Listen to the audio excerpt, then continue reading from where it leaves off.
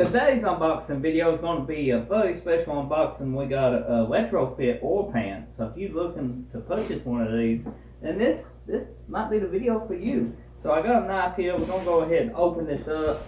You just basically cut the tape off of it. Ain't much to it. God, it's got a lot of tape on it. Let's always take that. They did?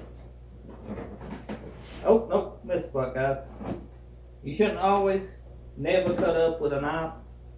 I just did. Don't do it. Now let's get a close-up of this. It came with an oil pan gasket. That's good to know. Now this kit was, what, do you remember how much we paid for it? $240 something. $240 something, $250.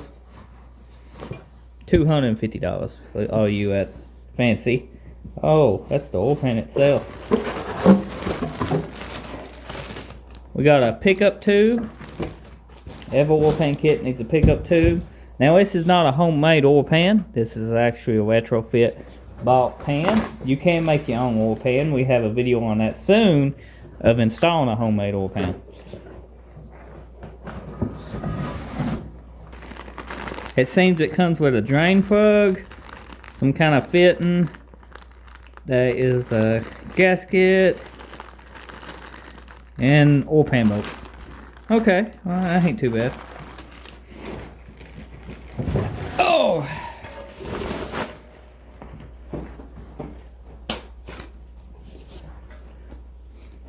It's got kind of a cast aluminum finish to it. The upper part looks very smooth. Man needs to lay a straight edge on it, but the way it looks, shouldn't be no sealing issues. I think this is like a copy of the Holly Retrofit pan. I mean like a copy, it just don't got Holly on it. It should have a baffle in it. It does, it's got the baffle here, so you might have to mod your windage tray.